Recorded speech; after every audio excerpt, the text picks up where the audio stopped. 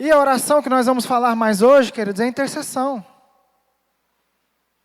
Precisamos interceder, precisamos orar uns pelos outros, amém? O cristão não pode pensar só nele. O cristão tem que orar pelo seu irmão. Tem que interceder pelo seu irmão. Amém, queridos? Não só intercedemos, mas também pedimos oração por irmão. Como falamos nas lições anteriores, existem situações e circunstâncias que nós vamos precisar pedir ajuda, queridos. Isso também demonstra humildade. De você falar, ó, irmão, falar com um irmão, claro, que você sabe, conhece, que é um irmão, uma irmã de oração. Falar, ó, me ajuda em oração. Me ajude. Isso demonstra humildade. Humildade em reconhecer que você precisa de ajuda. Então, precisamos interceder uns pelos outros e precisamos pedir oração uns para os outros. Por que devemos orar uns pelos outros? Oramos pelos demais irmãos por obediência à palavra de Deus. Tiago 5,16, que foi o versículo que lemos, que diz: confessem os seus pecados uns aos outros e orem uns pelos outros, para que vocês sejam curados. Então, oramos uns pelos outros em obediência à palavra de Deus. Intercedemos porque o nosso modelo de vida cristã, que é Jesus, nos deu exemplo. Jesus orou por Pedro. E também por todos os seus discípulos, inclusive por nós. Jesus, nos seus últimos momentos, ali no Jardim das Oliveiras, ele falou, olha, vocês ficam aqui que eu vou orar. Em vários momentos dos evangelhos, Jesus falava, olha, eu estou indo para o monte orar. Eu vou ali orar, eu vou ali falar com Deus. E ele era Deus. Mas por que Jesus orava, intercedia pelos seus discípulos? Ele orava pelos seus. Mesmo sendo Deus. Pelo exemplo, queridos. Ele era Deus, mas ele tinha que dar o exemplo. Como é que ele ia falar para os seus discípulos orar se ele não orasse? É pelo exemplo. Jesus orou pelos seus discípulos, orou pelos seus também. Nós temos que seguir o modelo. O nosso exemplo é Jesus Cristo. A palavra de Deus nos mostra que ele chamou os seus discípulos e falou, vocês vão sair de 2 a 2, vocês vão curar enfermos, libertar os cativos, e vão levar o evangelho da anunciação. E a palavra de Deus diz que eles voltaram, e falaram, Jesus, nós oramos e os enfermos foram curados, os cativos foram libertos. Jesus foi maravilhoso. O que Jesus fala para ele? Fala para Pedro e para os discípulos. Fala, eu vi o diabo descer do céu como um relâmpago para atingir vocês. E eu intercedi por vós. Então, queridos, a intercessão é algo super importante. Em todos os aspectos. Precisamos interceder, amém, queridos? Precisamos interceder, orar pelos nossos irmãos. Devemos orar uns pelos outros, porque esse exercício espiritual nos foi outorgado. Ou seja, esse ofício de orar e interceder é para todos. Porque muitas vezes nós, cristãos, crentes, nós achamos que a oração deve ser só do pastor, só do intercessor que está ali. Só do irmão ou da irmã de oração. Não, queridos, todos nós fomos chamados para orar, para interceder, para clamar. Todos nós temos o dever de orar, de interceder. Amém? Não é só pastor, não é só irmão de oração, não. É todos nós devemos orar, devemos interceder. E ele traz aqui momentos que nós devemos orar uns pelos outros. Quando devemos orar uns pelos outros? Efésios capítulo 6, versículo 18, diz que nós devemos estar sempre em vigilância, em oração e vigilância. Quais são os momentos que nós devemos orar uns pelos outros? Primeiro, em tempos de provação. A nossa oração pode ajudar a aliviar as cargas dos irmãos. Que nós falamos nas lições passadas, dividir as cargas uns dos outros. Falar, irmão, estou com um problema muito sério na minha casa, na minha empresa. Estou com um problema pessoal, me ajuda em oração. Dividir as cargas uns dos outros. Dividir o peso uns dos outros.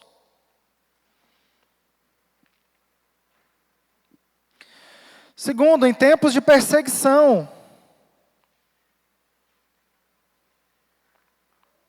A igreja primitiva orou por Pedro quando ele estava preso. E Paulo também fala que as igrejas que ele fundou intercediam por ele.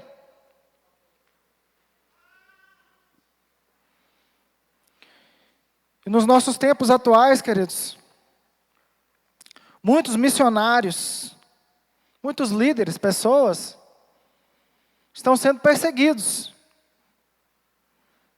pelo que falam, pelo que fazem, pela verdade do Evangelho. Nós devemos orar pelos missionários, devemos orar pelos nossos líderes. Muitas vezes a perseguição não é visível. Muitas vezes a perseguição pode ser espiritual, queridos. Os pastores, líderes, obreiros, intercessores também sofrem retaliações, perseguição. Por causa do Evangelho, por causa da verdade do Evangelho. Então nós devemos interceder por eles, amém? Em tempos de evangelização, Paulo pediu que os irmãos de Éfeso orassem para que ele tivesse intrepidez para evangelizar. Ou seja, queridos, sempre que você for evangelizar, for falar da palavra do Senhor, ou que alguém for fazer isso, ore antes. Ore antes. Interceda antes. Peça à igreja para orar. Nós vamos ter um evento no dia tal. Sei que a maioria aqui sabe, isso é um dever da igreja de orar, de interceder, de clamar. Porque é o plano do Senhor que a sua igreja cresça. É o plano do Senhor que vidas sejam salvas, vidas sejam libertas. E é o plano do diabo que isso não aconteça. Vai haver resistência. E por isso nós precisamos orar para quebrar todas essas resistências. Amém, queridos? Em tempos de divisão, Jesus orou para que seus discípulos fossem unidos. Ele sabia da possibilidade de divisões em sua igreja. E pediu ao Pai que trouxesse a eles a comunhão. Devemos orar pela unidade da igreja, para que Deus tire do meio do seu povo, da sua igreja, todo o espírito de divisão, de contenda. Nós devemos orar por unidade, por comunhão na igreja. Porque basta uma coisa diferente acontecer, uma semente de divisão ser plantada, para que toda a igreja sofra espírito de divisão. Nós devemos orar e repreender espírito de divisão, de contenda no meio da igreja, amém, irmãos? A Bíblia diz aqui que Jesus orou para que a igreja permanecesse unida.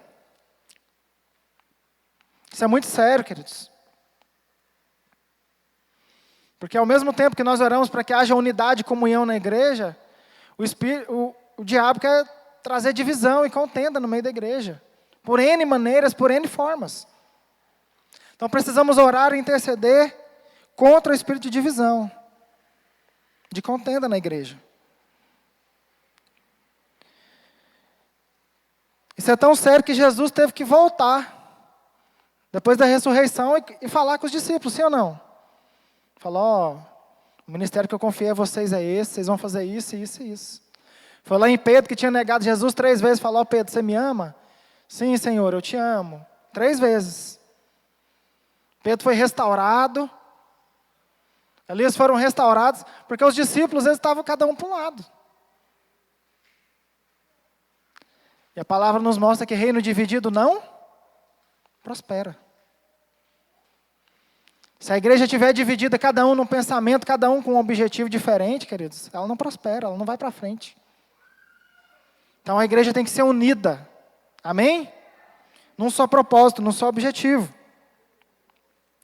Devemos orar em tempos de decisão. Quando nossos irmãos estiverem diante de uma decisão importante. E aqui ele dá exemplos: casamento, vestibular, emprego, mudança de cidade, tratamento médico. Devemos orar para termos, quando formos ter decisões importantes nas nossas vidas. Porque existem decisões que vamos tomar que vai mudar toda a nossa vida. Quando você vai decidir sobre a sua vida profissional, quando você vai casar, existem decisões que são super, ultra, mega, power importantes, querido. Decisões que vão mudar realmente a sua vida, de fato e de verdade. Então você precisa orar e ver qual que é a direção de Deus para isso. Fala: Senhor, eu vou mudar de área, eu vou mudar disso, eu vou abrir uma empresa. O que o Senhor acha? Senhor, eu vou casar com tal pessoa, essa pessoa é de Deus mesmo? Amém, irmãos? Então, quando formos tomar decisões importantes, nós precisamos orar. Precisamos falar com Deus, pedir direção de Deus. Amém? E sexto e último aqui, em tempos de gratidão. Momentos de ação e de graça. Agradeça a Deus pelas bênçãos alcançadas e as que virão. Nós devemos orar por todos os momentos importantes, difíceis, por tanto de coisa que a gente falou. Mas também temos que orar agradecendo a Deus. Muitas vezes, querido, o pouco que você tem é muito para o irmão que está do seu lado. Sim ou não? Na semana retrasada, salvo me engano, acho que a Ana Flávia está aqui, que eles foram lá distribuir, né, as cestas básicas e tudo mais. Aí eu estava conversando ali com o Valdivino, que ajudou a entregar e lá. Eu falei: sabe por que Deus nos leva nessas circunstâncias? É para nos mostrar o quanto nós somos ingratos, querido. O quanto nós somos cheios de muita coisa e achamos que não temos nada ainda. Deus nos leva a circunstâncias muito piores que as nossas para nos mostrar isso. E a palavra diz que nós temos que ver como Deus vê, né? Amar como Deus ama. E Deus ama o mundo e a sua plenitude, que engloba tudo. E muitas vezes nós ficamos presos só no nosso mundo, né? Nas nossas contas, nos nossos problemas pessoais e familiares. E esquecemos que existem outras coisas. Eu tenho um testemunho de que lá em Porto Seguro a gente passou, lá em Cabralha, a gente passou, né, por um desastre ambiental lá, que a cidade ficou alagada, foi destruída, a cidade inteira. E eu nunca tinha vivido isso. Sou nascido e criado em Goiânia. Então, Goiânia alaga aqui um bairro ou outro, uma baixada ou outra aqui, a gente não conhece isso. Lá em São Paulo, as pessoas conhecem mais isso, que alguns bairros lá alagam todo ano.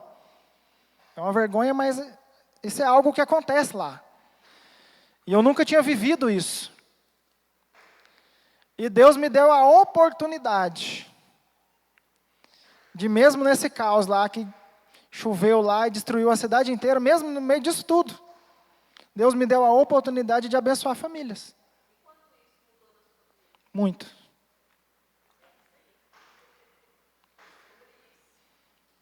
A gente tem que aprender a dar importância às outras coisas. A dar importância ao próximo, mais do que nós mesmos. Amém? Então nós devemos orar e agradecer, queridos. Porque muitas vezes a nossa oração, 90% é petição. Eu vi um pastor falando, imagina, se você é Deus, e toda vez que você vai ouvir fulano, ciclano, beltrano orando, é a mesma oração. É uma reza, não é uma oração mais. É uma reza. Falou: Senhor, eu quero isso, isso e aquilo. Senhor, eu quero isso, isso e aquilo. Todo dia é a mesma coisa. Alguém que nunca agradece pelo que tem. Eu não preciso perguntar aqui, mas todos nós temos um testemunho de livramento. Todos nós temos um testemunho de cura. Todos nós Temos um testemunho de libertação, todos nós.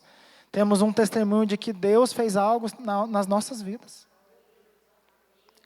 Mas por causa da correria, das coisas deste mundo, querido, nós nos esquecemos.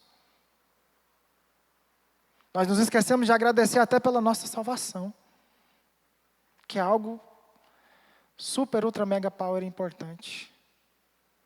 Que se não fosse o sacrifício de Jesus na cruz do Calvário, qual seria o nosso destino? Qual seria o meu e o seu destino? O inferno. Mas o Senhor Jesus nos amou. O Senhor nos amou e enviou seu único Filho, para que todo aquele que nele crê não pereça, mas tenha a vida eterna. João 3,16.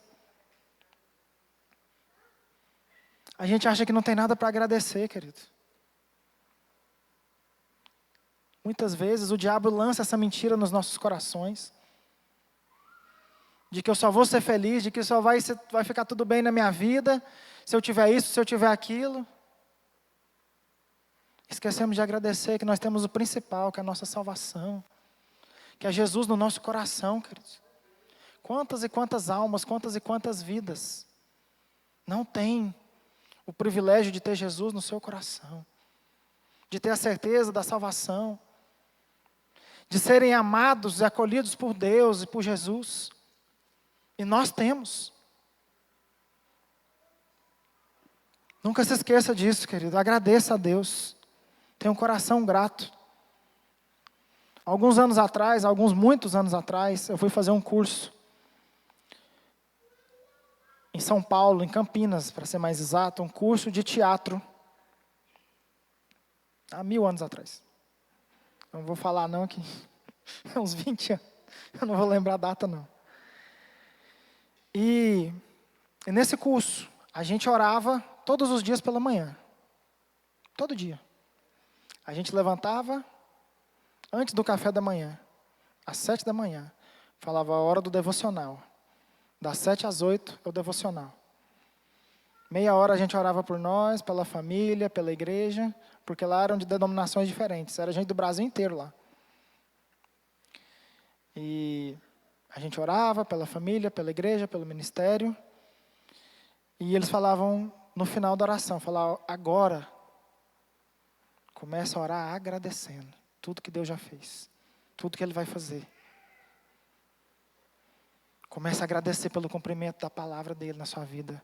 Começa a agradecer pelo cumprimento da promessa dEle na sua vida. Agradeça. E eu nunca esqueci disso. Isso faz mais de 20 anos. O poder da gratidão, querido. O poder da gratidão. Agradeça.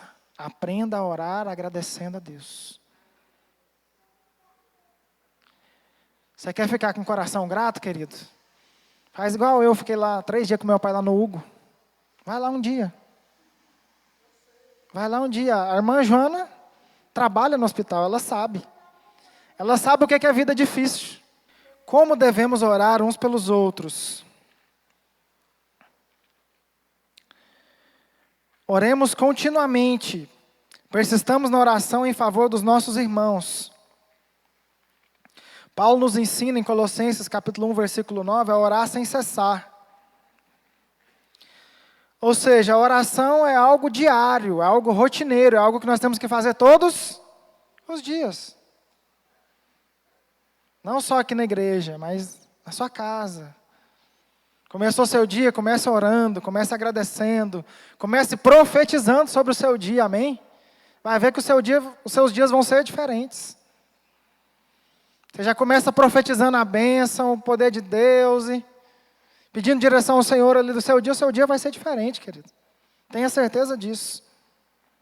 Então nós devemos orar continuamente, ou seja, todos os dias. Oremos confiantemente. Ou seja, com fé em nada duvidando. Tiago 1,6.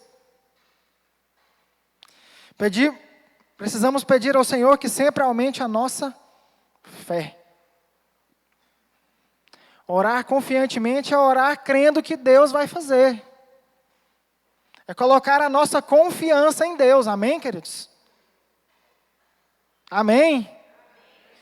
Ore confiantemente. Confiantemente em quem? Em Deus. Salmo 36:7, se eu não estou enganado. Entrega o teu caminho ao Senhor, confia nele e o mais ele fará. Confiar e crer que ele vai fazer. Existem situações e circunstâncias que só Deus pode fazer, amém? Ore obedientemente. Antes de orar por um irmão, ore por você mesmo. Confesse seus pecados e assim esteja apto para interceder em favor de outros. Ou seja, antes de orar pelos irmãos, se revista do Senhor primeiro. Isso é algo muito sério também. Já que nós só temos irmãos, a maioria aqui maduros na fé, né? Nós precisamos estar cheios do Espírito Santo para podermos orar com os irmãos, amém, queridos? Estar cheios de Deus. Ore por você, se revista do Senhor, seja cheio e ore. Oremos humildemente. Não achemos que podemos mandar em Deus. Isso aqui eu achei maravilhoso. Ele não atende às orações orgulhosas, mas se agrada da humildade em sua presença. Devemos imitar o Senhor Jesus quando abriu mão de sua vontade diante da vontade de Deus. Oração do Jardim das Oliveiras. Senhor, se for possível, passa de mim esse cálice, mas contudo seja feita a tua vontade. Jesus, que era Jesus, falou, seja feita a vontade do Pai, não a minha. Ou seja, oremos humildemente, entendendo que Ele é soberano sobre tudo, sobre todos. E Ele fala uma frase aqui maravilhosa, não achemos que podemos mandar em Deus. O que isso quer dizer? Que Deus não está alheio à minha vontade, querido. Nós temos que orar para que seja feita a vontade. Qual que é a oração do Pai Nosso? Pai Nosso que estás no céu, seja feita a tua vontade. Assim na terra como no céu. Seja feita a vontade de quem? Ah, de Deus. Achei que era a minha. Não, não é a minha não. É a dele. Só que a gente esquece. Fala, Senhor, seja feita a minha. Ah, não, não é a minha, é a dele. Então temos que orar humildemente, entendendo que seja feita a vontade de Deus. Oremos conjuntamente. Está terminando, é o último tópico para concluir. Oremos conjuntamente. O que é isso? Ora uns com os outros, queridos. O que a gente já faz aqui, graças a Deus, nós somos uma igreja que faz isso. Que incentiva isso. Orarmos uns com os outros. Para quê, querido? Para que não oremos só por nós. Para que a gente veja e entenda que os irmãos que estão do nosso lado também têm problemas, também têm preocupações. Então nós temos que orar conjuntamente. Uns pelos outros. Seja aqui na igreja, seja na sua casa também. Amém? Marido, ore com a sua esposa. Esposa, ore com o seu marido. Pais, orem com seus filhos. Orar uns pelos outros. Não só aqui na igreja, mas na sua casa também. Amém? Glória a Deus. E ele conclui aqui falando que o Senhor viu que Jó, mesmo em tribulação, orava pelos seus amigos. E o texto ainda continua. E quanto Jó orava pelos seus amigos, Deus deu a ele em dobro. Porque ele mesmo, com muitos e muitos e muitos problemas, angústias, aflições que ele estava passando ali, que na verdade ele tinha perdido tudo, só não tinha perdido a vida. Ele, quando foi orar, ainda orou pelos seus amigos. E fala que enquanto Jó orava pelos seus amigos, Deus restituiu a ele em dobro tudo que antes possuía. Amém? Vou pedir para algum irmão que está ali, tocar ali um teclado, um violão, nós vamos colocar isso em prática agora. A gente ainda não orou uns pelos outros hoje de manhã. Não com esse entendimento. Mas nós vamos orar agora. Fica de pé no seu lugar.